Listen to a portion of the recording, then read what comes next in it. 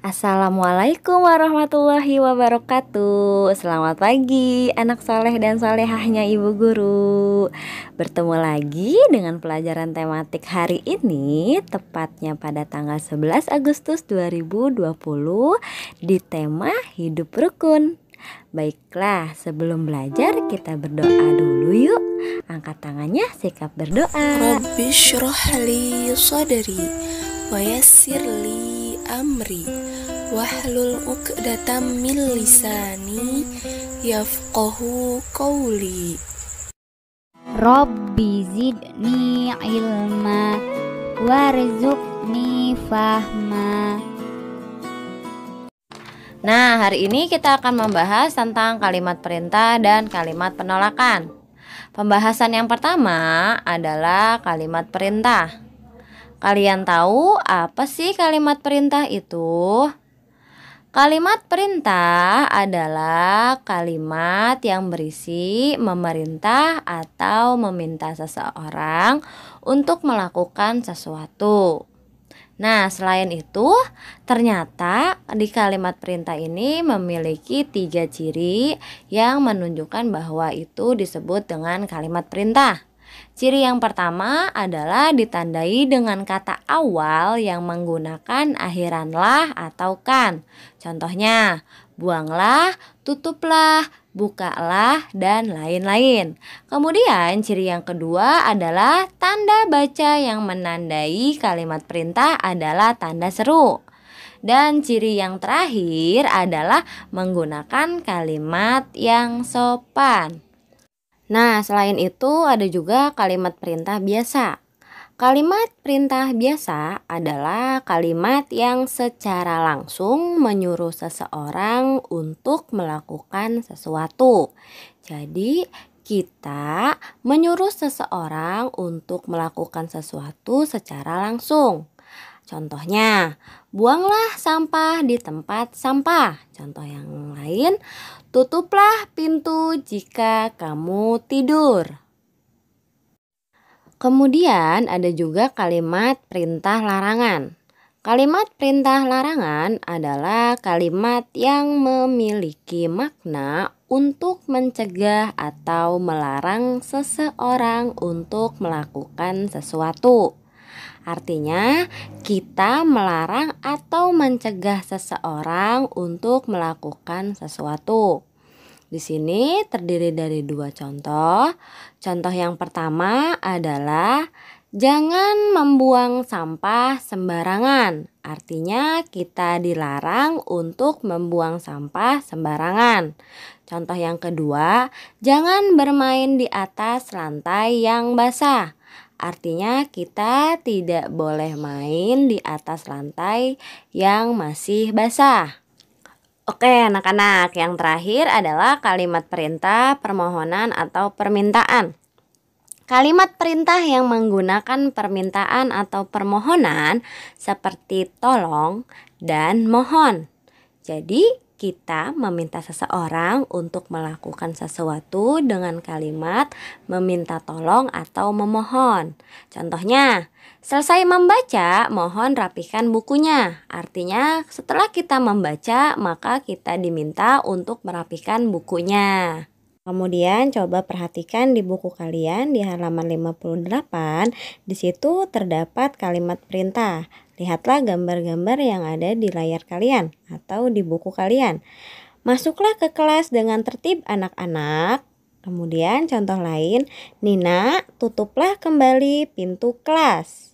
Nah, kemudian ada juga contoh yang lain, duduklah di bangku kalian masing-masing. Kemudian contoh yang terakhir adalah angkatlah tangan kalian jika namanya ibu panggil ya. Nah, di sini adalah ada 4 contoh di mana terdiri dari kalimat perintah. Di situ ada percakapan antara guru dan siswa. Nah, anak-anak, pembahasan yang kedua adalah kalimat penolakan. Apa sih kalimat penolakan itu? Nah, kalimat penolakan adalah kalimat yang digunakan untuk menolak ajakan orang lain. Kemudian di dalam kalimat penolakan terdiri dari ciri-cirinya. Ada 2 ciri-ciri yang ada di dalam kalimat penolakan. Ciri yang pertama menggunakan kata tidak, maaf, lain kali ya, dan terima kasih. Kemudian ciri yang kedua pada akhir kalimat penolakan diberi tanda titik. Kemudian ketika kalian membuat kalimat penolakan harus menggunakan bahasa yang sopan ya. Tujuan menggunakan bahasa yang sopan dan santun adalah untuk menjaga kerukunan dan menghindari perselisihan atau pertengkaran. Berikut ini Ibu Guru akan memberikan beberapa contoh kalimat penolakan. Oke, kita mulai dari contoh yang pertama dulu ya. Nina, Adi, yuk kita bermain. Adi, lain kali ya Nin, karena aku ingin menjaga adikku. Nah, kemudian kita baca contoh yang kedua. Adi, Nina, mari kita bantu ibu guru. Nina, tidak mau aku capek.